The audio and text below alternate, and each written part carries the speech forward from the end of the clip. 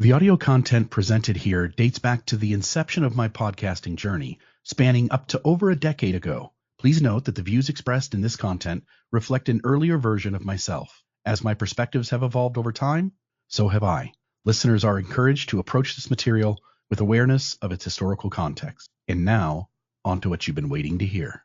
In today's episode, we sit down with Russell Stevenson, author of Black Mormon, the story of Elijah Abels. In the church, we often talk about the priesthood ban prior to 1978, and there's always some confusion over how that ban began. So we go back to the first priesthood holder of African descent, Elijah Abels, and discuss his story with the author Russell Stevenson. Now on to my interview with Russell Stevenson. Russell Stevenson, welcome to Mormon Discussion. How are you today? I'm doing fantastic, Bill. How are you? I'm doing great. We're grateful to have you on today. For my listeners who may not know, Russell Stevenson is the author of a book, Black Mormon, the story of Elijah Abels. And it's an interesting story because in the church we talk a lot about priesthood and some of the back and forth of whether it was a doctrine or a policy. And we're grateful to have Russell Stevenson on today because he's going to share with us the story of Elijah Abel and help us perhaps place in perspective this story of this man who was one of, if not the first, person of African descent, a black man who received the priesthood. And so maybe, Russell, if you can just start us off, tell us a little bit about how long it took to do this work and the research that went into it. Researching this book has been really an invigorating experience. I first discovered the documents necessary to write the book while I was working at the Church History Archives. I was doing some rather related but different work for the church, and I found some documents that no one had really seen before or used before.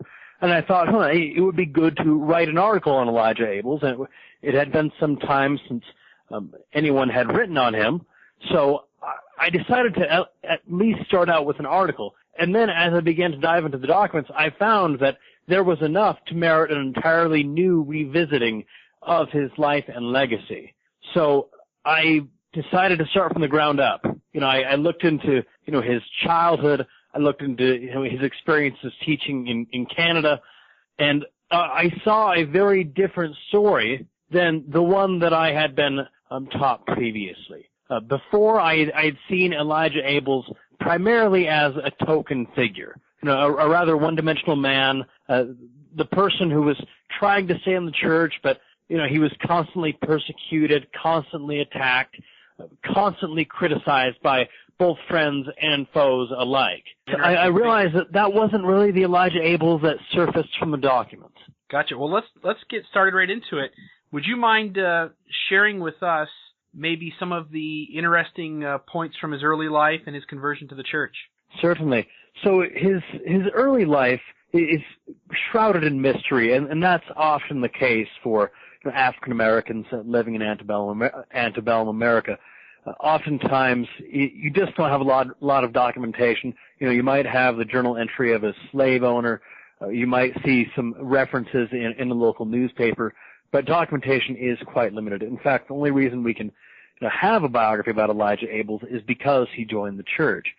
What we can say is that he was born in Western Maryland, and that the census numbers indicate he was likely a slave. Now, we don't know that with any degree of certainty. We just know that there were far more slaves than there were free blacks in the places where he could have been born, either Washington or Frederick counties. So Gotcha. While we can't nail that down, I do find the runaway slave narrative to be an attractive one. And if someone were to make a movie about it, I would say that they would not be amiss to portray it in that light. So Elijah Abels, he somehow makes it from Western Maryland to Cincinnati around the late 1820s, early 1830s. We know that he had a child at some point, whether this was a child from a marriage or whether it was some other kind of union, we don't know. We just know that she did die as an infant or as a toddler. And in Cincinnati, he likely found his first taste of freedom. Cincinnati was renowned as being the vortex of the Underground Railroad. It was a pretty dangerous city for a free black man to live at that. Anytime you have a border city, you have a strong pro-slavery contingent, even if it's technically in free territory. So when Elijah Abels was walking the streets of Cincinnati for the first time, he was in a pretty heated environment. Cincinnati is where Harriet Beecher was living at the time. She would eventually marry her husband and then become Harriet Beecher Stowe, who would write Uncle Tom's Cabin. And it was in the Cincinnati, northern Kentucky region where she was first exposed to the evils of slavery. That would inspire her to write some of the more powerful vignettes in Uncle Tom's Cabin. So, in regards to his conversion, when did he meet up with the church? He first met a man by the name of Ezekiel Roberts in or around 1832. Ezekiel Roberts, he was a local man. He was not a missionary. He was just a blacksmith, a father of two, really a great member missionary story. And he really had not lived outside of that region at any point in his life. He was not a part of the main body of the saints. So somehow, some way, Elijah and Ezekiel meet up, and Elijah finds the Mormon message to be a pretty moving one. And given how the Mormons saw African Americans at this time, that doesn't really surprise me. You look at the Book of Mormon, and it says that the gospel is for black and white, bond and free. And in western Missouri, you have Mormons like W.W. Phelps who are talking about the end of the slave trade and the end of slavery generally as being a wonderful event. So at this point in Mormon history, all the evidence suggests that Latter-day Saints were inclined to be racially inclusive. So he joins the church, and you, which is kind of a neat story from what you say, that this guy who is the person sharing the gospel with him isn't even with the main portion of the saints. He's just kind of off on his own. Yes, more or less. There was a small branch there that had been established by Lyman White the year earlier, but really they had probably never met Joseph Smith or any of the main leaders. They were probably only exposed to the Book of Mormon and whatever preaching Lyman White and others gave them. So does he get ordained to the priesthood relatively quick after his membership, or how does the ordination come about? He is not immediately ordained to the priesthood. He is not ordained until 1836, after he joins with the main body of the saints, which is interesting, given that there would have been some level of priesthood leadership in the Cincinnati region, so they would have been able to ordain Elijah to the priesthood, and yet they did not. The exact reasoning for that is unclear. It would not be until Elijah would meet Joseph Smith in person that he would receive ordination to the Melchizedek priesthood. So I think that speaks to an interesting limitation for blacks in the church at this time. While they were open to having blacks, and even open to having blacks as members of the priesthood, they weren't gung-ho about it. They weren't saying, okay, let's go, baptize all the blacks and give them all the priesthood. They hadn't really formed their policy at this point. In fact, it would take Joseph Smith to really push for this policy to be implemented. So it's almost like you're saying that they almost need a special sanction from the prophet to say with this specific individual, go ahead and do that. Excuse me. I believe that to be the case, and I'm not suggesting that this is indicative of any kind of policy. I would say this is indicative of the assumptions that many Latter-day Saints had accepted at that time. While they were generally friendly to the blacks, in fact, that would get them in some trouble in Missouri, they weren't quite ready to entrust them with any kind of authority. It would take Joseph Smith's sheer will to make that happen. Gotcha. So, I guess I want to ask this. When he's ordained to the priesthood, in our mind today, we see priesthood as when you turn 12 years old, you get the Aaronic priesthood. When you turn 18 or 19, you get the Melchizedek priesthood. So we see that in the priesthood that young men are ordained at age 12. They go through different offices in a certain order. At 18 or 19, we're ordained to the Melchizedek priesthood.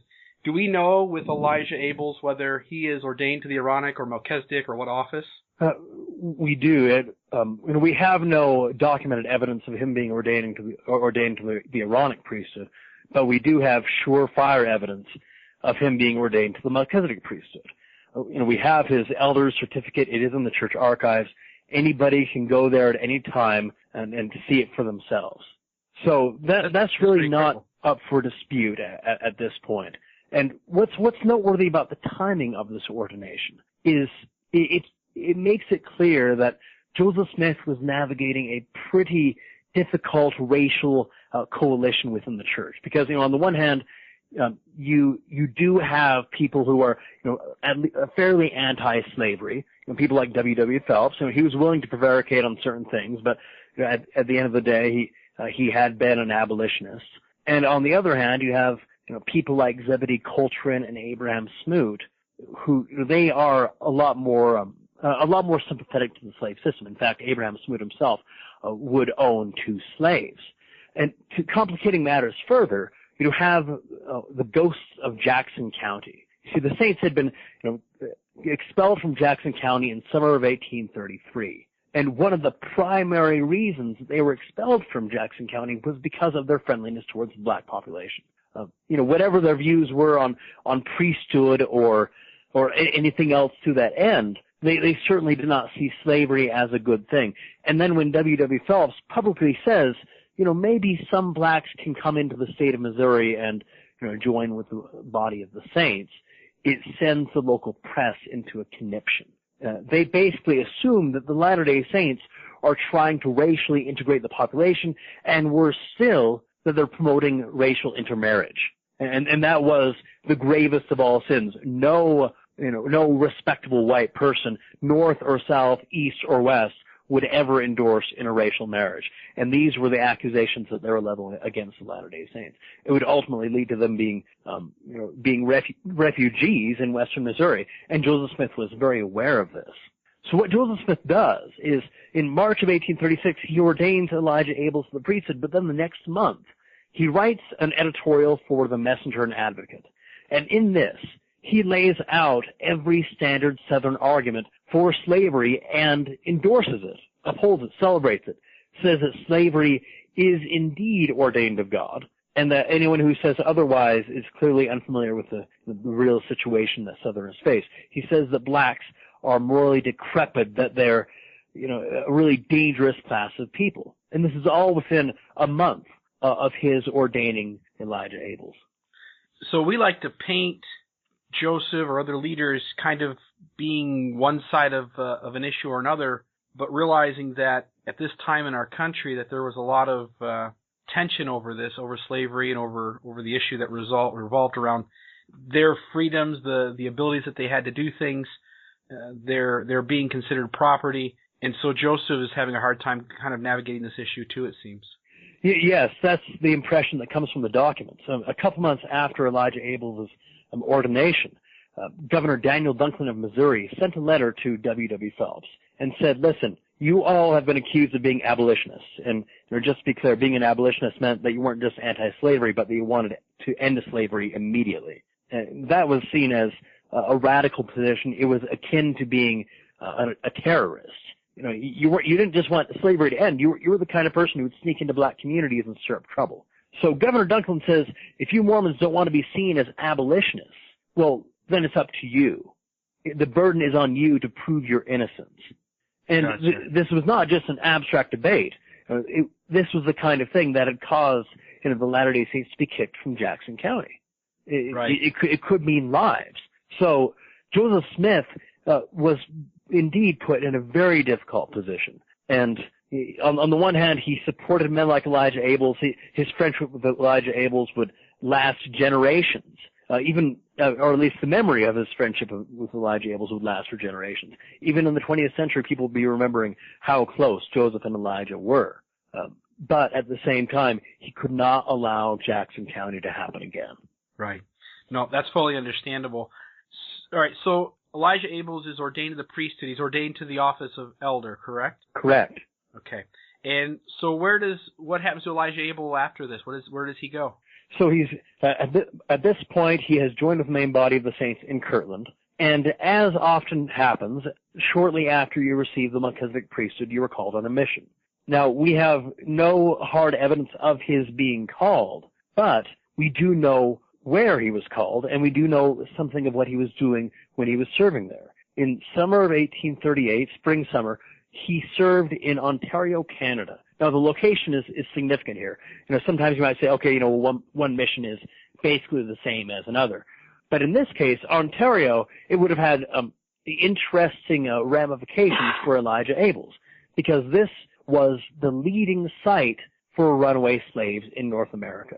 This was kind of seen as, the Holy Land. If you could make it to Ontario, then you really couldn't hope for much better if you were a runaway slave. The slave community, or the runaway slave communities there, they often talk about how good it was, how this was really a place for any black person to go in and make good for themselves. And we know that Elijah Abels was there from quite a few sources.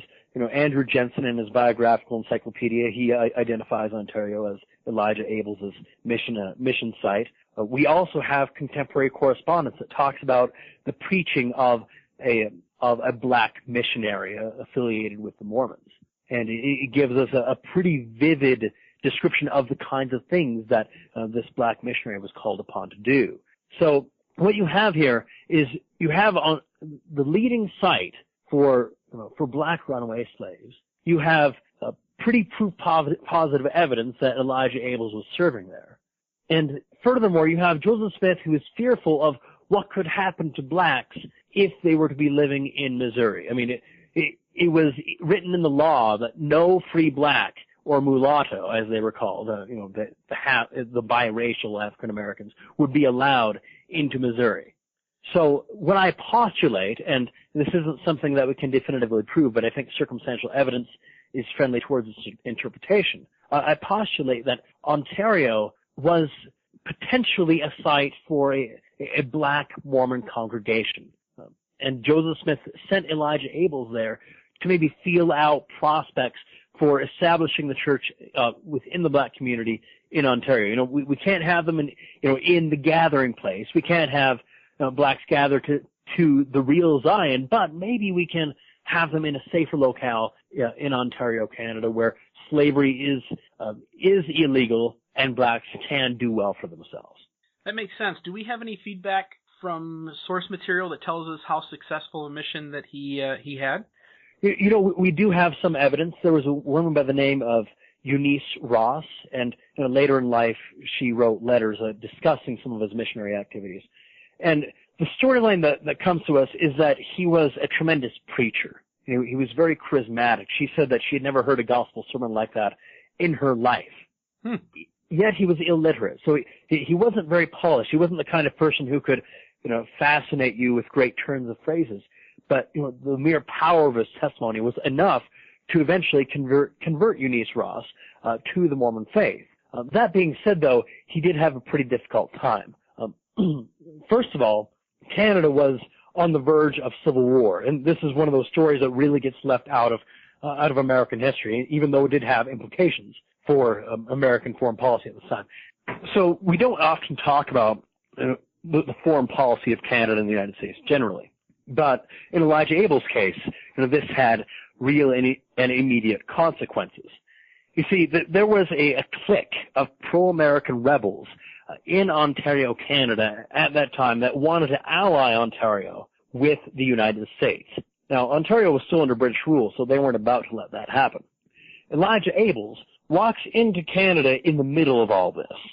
So what you have is Elijah Abels, who is 1 black, 2 an American, and 3 a Mormon. All 3 identities are working against him. And it's not long before rumors begin to be circulated that Elijah Abels was involved in some foul play. They had been involved in the murder of a family. Now, there's no evidence that this is actually the case, but these kinds of accusations are being leveled against Mormons throughout the region, and largely because of their affiliation with an American religion. It didn't help that they kept talking about this great gathering place in western Missouri. So their theology is American, and some of them, at least, they had American connections. So Elijah Abels had to negotiate a pretty tense political situation, and he himself would be the target of mob attack. On one occasion, they chased him through the woods, and eventually he made his way to a Mormon household, and it looked like they were going to tar and feather him. And then the housewife comes out and opens fire on the mob. It's a pretty colorful image that this correspondence presents before us. It does tell us, though, that white Latter-day Saints, they felt an obligation to protect their black brother, even by force. Cool. Do we know how long he served his mission for?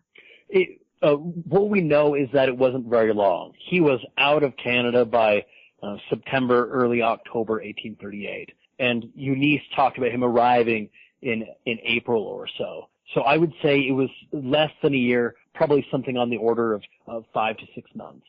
Gotcha. Well, so he ends his mission. What do we know about the rest of his life? We know a lot about the rest of his life, and we could talk for hours and hours about this. But just a couple of the highlights. He eventually makes his way to Nauvoo. He works as an undertaker there. He also serves on a rescue squad to save Joseph Smith from a kidnapping attempt.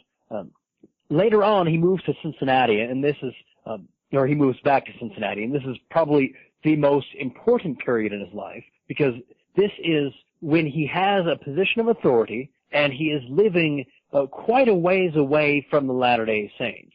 So the fact, how he handles himself when given power, I think reveals a lot about his character.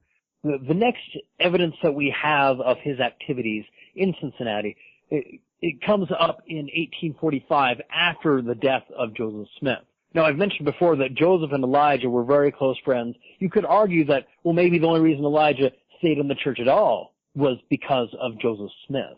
But the evidence that we have tells us a different story. Joseph is dead. There is, the succession crisis, a lot of infighting between the Quorum of the 12 Apostles, Sidney Rigdon, James Strang. They're all fighting for the mantle of Joseph.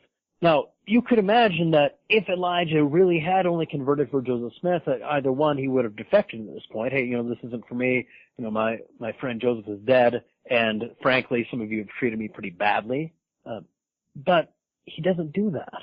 Instead, he actually cracks down on dissent in favor of the 12. When some women began criticizing the Quorum of the 12, he says, we can't have this. And he calls for their excommunication. And that excommunication is promptly executed.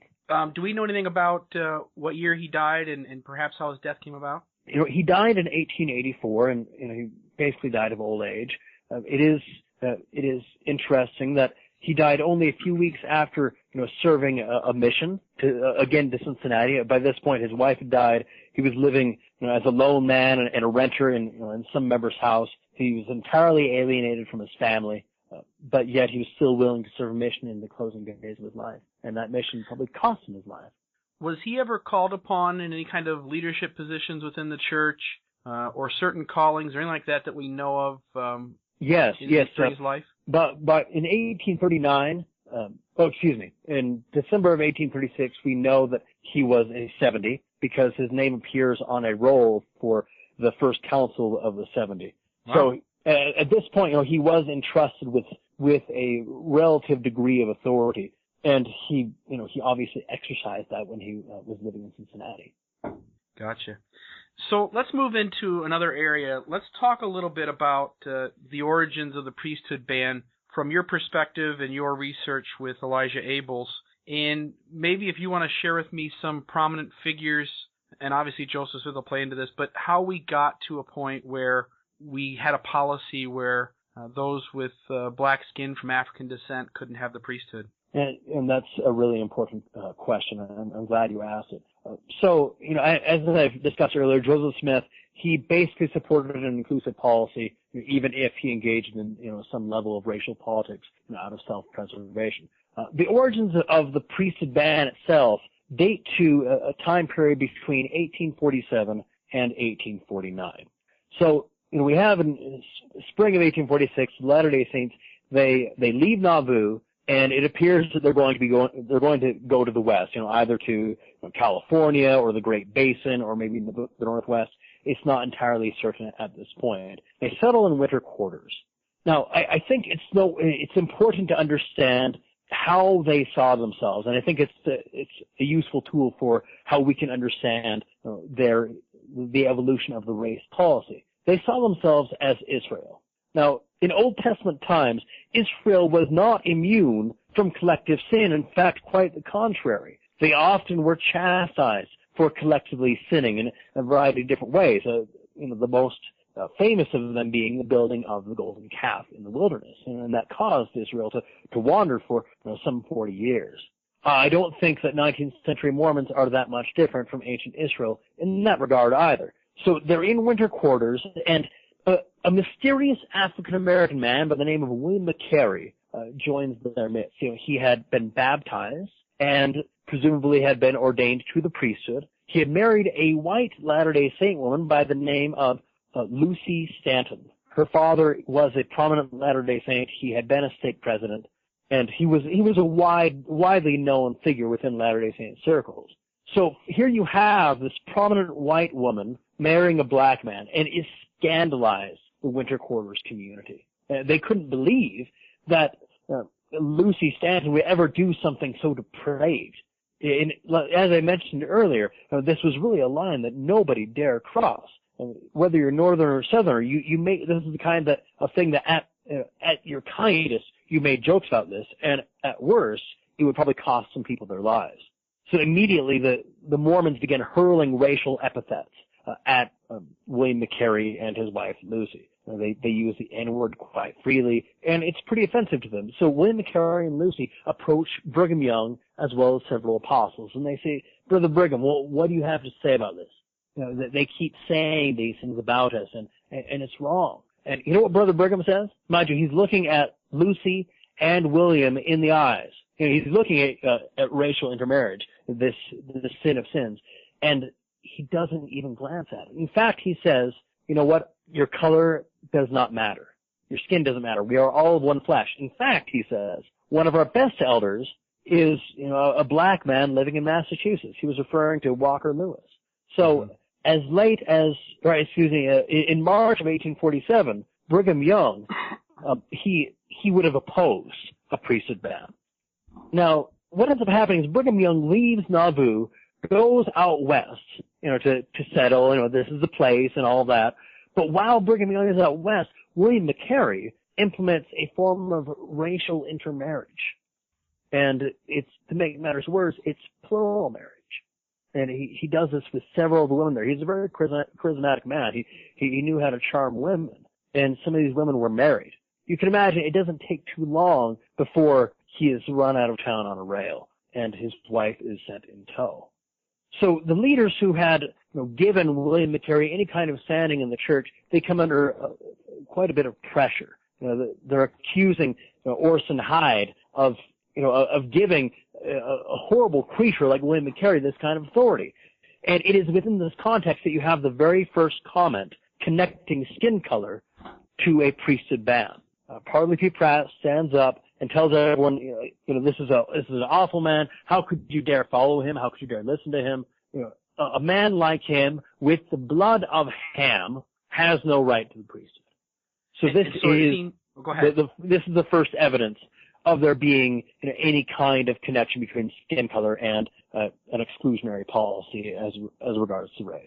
Do we get any feel? Obviously, you're saying that's the first time, but yet it doesn't take long after this for it to become a pretty solid policy. Do we get any feel that Joseph Smith on some level, Brigham Young on some level, were teaching this or preparing for it or figuring their way through it, and this was still an option on the table? Or is it this kind of these events here that you're speaking of that just kind of put this into motion? I'll have to actually address the first part of your comment first. You say that it didn't take long for this policy to become hard and fast. I would actually suggest that my research problematizes that narrative somewhat. So by 1849, Brigham Young had made it clear that he did not want blacks holding the priesthood. Now, there were some events that led to that, and it's clear that he was going through a pretty significant internal struggle over this. On the one hand, he wanted to give blacks the priesthood, but on the other hand, he did have some latent racial sentiments that he had inherited from his upbringing, and it didn't take much for him to snap, as it were. That being said, though, in spite of Brigham Young's views, we know that as late as 1861, the race policy, as we refer to it, was not really rooted within the Mormon populace. And the reason we know that is that there's a letter from a man living in Parowan, and he gives us a first-hand account of what it means to have African ancestry in an outlying community. He goes around asking church leaders, listen, he says, I have African ancestry. What does this mean? Can I hold the priesthood or can't I? And none of them seem to know the answer. In fact, one of them says, hey, this is a new thing to me. I've never heard of this. So, well, I think he may have been going a little bit far. I think he was maybe covering his tracks a little bit. And he wanted to, give himself the best possible image in this letter. On the other hand, I do think it does speak to the degree to which the race policy had sunk in. There was a sense that there was something wrong with it. It was something that you might even get mocked over. But it was not solidified even as late as 1861. In fact, no official decisions would be made until the late 1870s as regards to blacks having priesthood. Do we have a date on the latest ordination to take place before the ban is pretty much across the board? We don't have an exact date, but that would be William McCary. We know that Orson Hyde ordained him, so that would be around 1846, 1847. There had been another man in Massachusetts, and his name is Walker Lewis, and he had been ordained in the early 1840s. Gotcha. What is the church's relations? I mean, we talk about the relationship with blacks. What's their relationship with Native Americans at the time? Maybe other ethnicities such as Polynesians. What is the church doing in regards to priesthood with these other cultural groups? Yeah, and that's an important comparison to make because it gives us some insight into Mormonism's racial worldview. So the Mormons' relationship with Native Americans, it was seen as a paternal relationship. You see, the Book of Mormon, it was widely understood to be a text about the history of the American Indian. And it talks about how, the Lamanites are a chosen people and how they have tremendous promise, even if, the generations of sinfulness and depravity have, drugged them back down to their savage state. So the Latter-day Saints, they looked upon the quote-unquote Lamanite population fondly. They thought that the Indians would indeed inherit the land of Missouri. And you see that at least for the first couple generations of the Mormon experience. In 1850, Brigham Young sends a letter to Latter-day Saints in Utah Valley saying, hey, listen, you need to be kinder to the local Indians. You need to extend some sympathy to them. If they kill you, understand that the reason they're doing it is because they're savages, and that's what they've been taught to do. So while that's incredibly condescending, it is a call for some kind of moderation. Polynesians, same story. We have evidence from missionaries who were serving in the Polynesian islands where they're talking about Hawaiians and Tahitians in the same kind of light that they're talking about Native Americans. Gotcha. Let's work towards kind of wrapping up and maybe give you a chance to share a few final thoughts, and then I want to talk a little bit about the book as a whole. Sure. So we have the priesthood given to Elijah Abels. We have it being given to other folks of African descent, brethren of African descent within the church.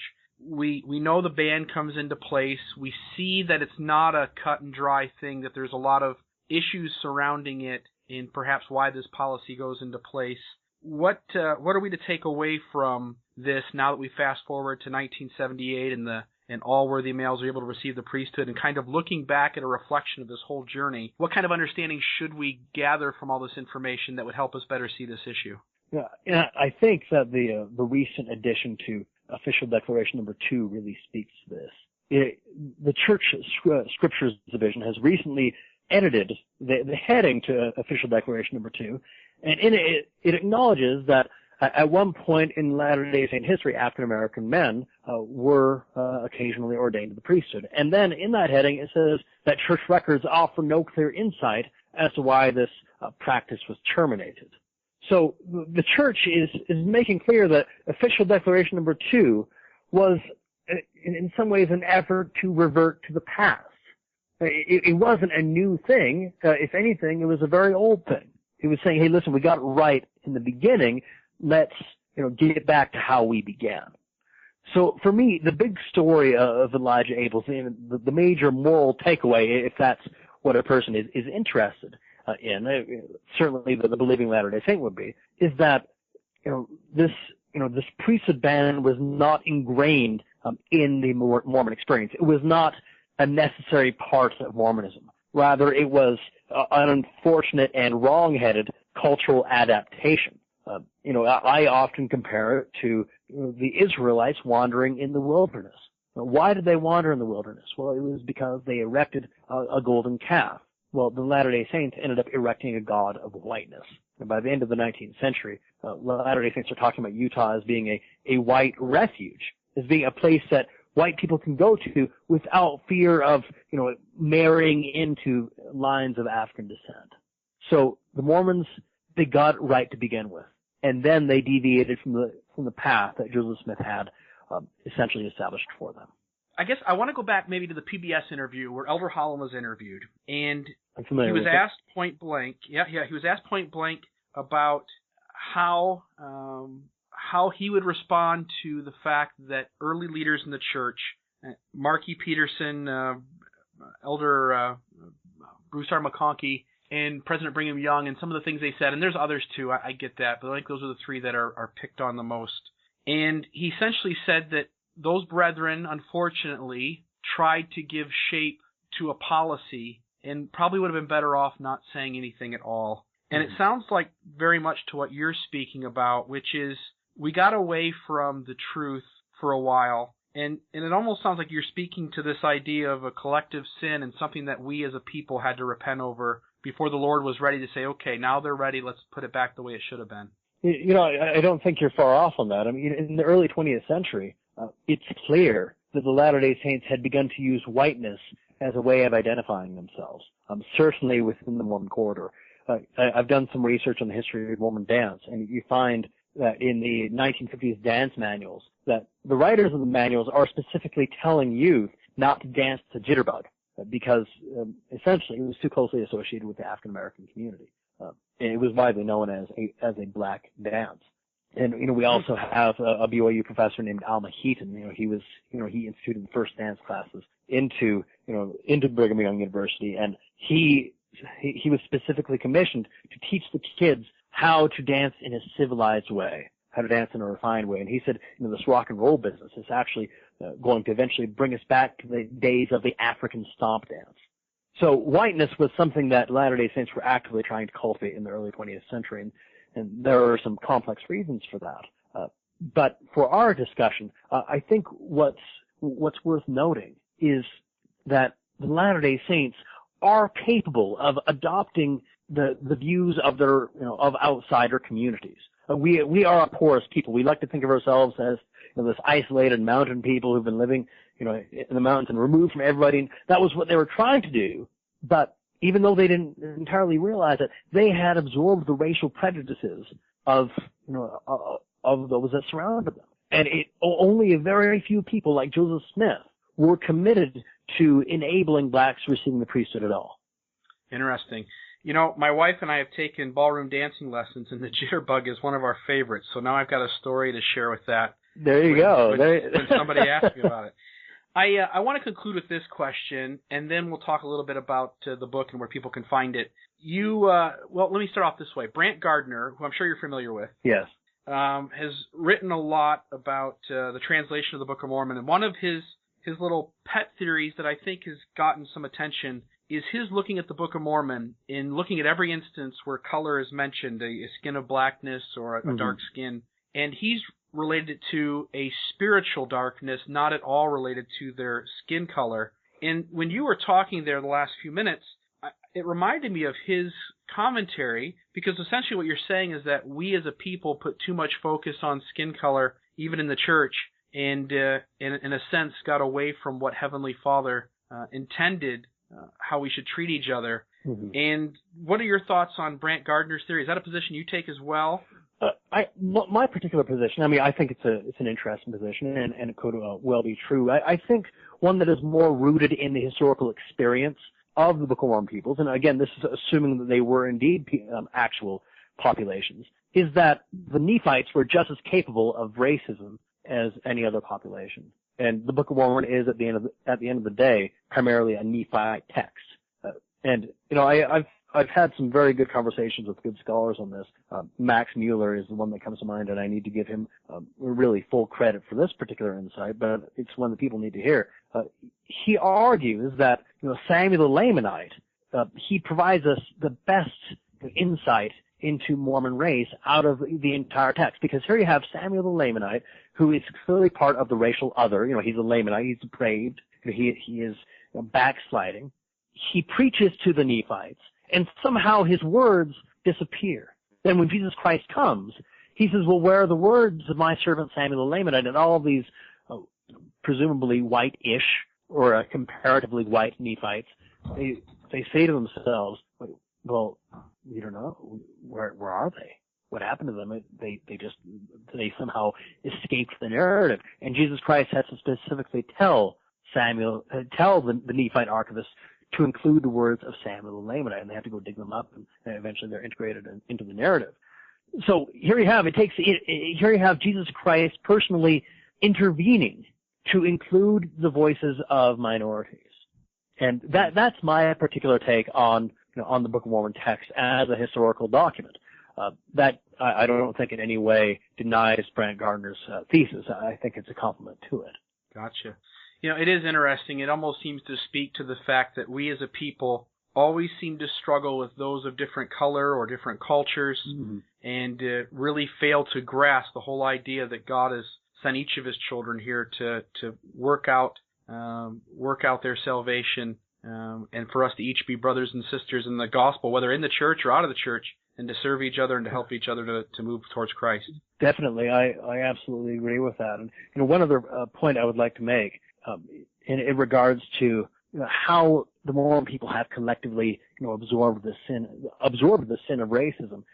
It's very tempting for us to go and catalog all the comments by church leaders and to say, or look at how racist they were. They were oppressing people of color, and all of that is true, by the way. I mean, Brigham Young himself supported slavery in Utah, and eventually slavery would be passed. Utah was a slave territory. That being said, though, I think by focusing exclusively on them, it deflects blame from us. They say, see, it's their fault. No, our people were not racist on their own accord. They were just racist because their leaders told them to be. When in reality, it's the opposite. Yes. If you look in 1847, for example, Brigham Young was the one who was saying, skin color doesn't matter, while ordinary saints were the ones saying, oh, yes, it does. So I would say that Brigham Young was more of an indicator of where the Mormon people were, not always a leader when it came to race policy. Gotcha. Right. Those are not men that are completely separate from the rest of us in the culture of church membership. In other words, it was more of a reflection of where we all kind of were at that time. Yes, and I think that that kind of approach, it not only is it more historically nuanced, but it also places a responsibility on the Mormon people to change the culture if they don't like it. Right. Yeah. Beautiful. One more question that I just was reminded of, and maybe this will just tie us back into the whole purpose of the podcast. But this is an issue of people who have a faith crisis or ponder or even do leave the church are asked to list their top issues. One of them is this ban of priesthood, the policy, the history behind it. And I would simply ask you, do you see any reason why somebody has to leave a church over this issue?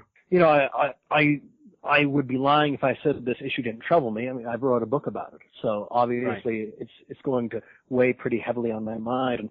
And the most recent evidence of this is Hans Mattsson. He was the area authority 70 in Sweden, he's publicly made known his doubt and his concern about the historicity of church claims and various historical issues. He has not left the church, at least at this point, but he's made it clear that there is a lot that rests on his mind, and he's been quite public about it too. You can even see it on the New York Times.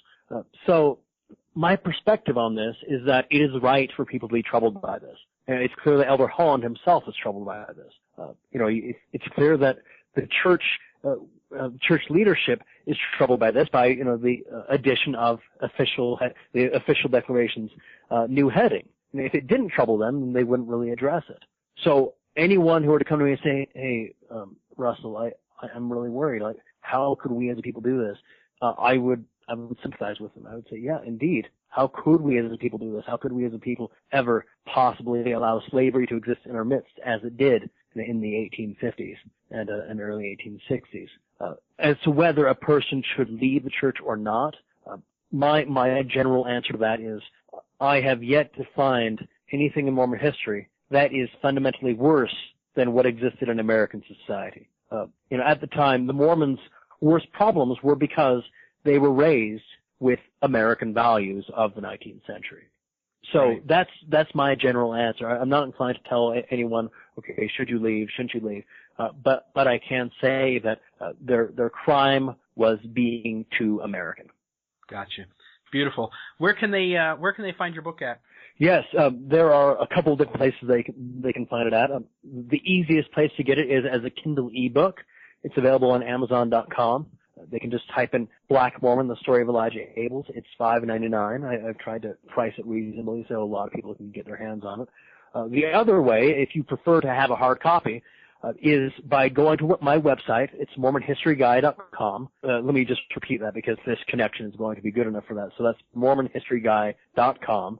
And they can click on a link where they can place an order for a hard copy, and then I will personally ship that to them. Any last thoughts from you before we finish off? This has been a great interview, Bill, and I really support what you're doing. I think that we need to have more conversations like this, and if we did, I'm convinced that that we could hold on to people who would otherwise feel like they didn't have a home in this church. Right.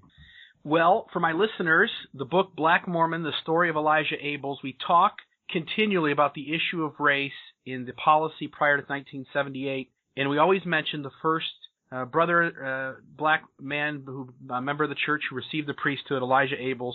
Here's your chance to read about him and to know about his life and to know the experiences that he had in relation to the priesthood and some of Brother Stevenson's thoughts as he did that research. So please check out the book, Black Mormon, the story of Elijah Abels. And Russell Stevenson, thank you for being on Mormon Discussion. It's been my pleasure.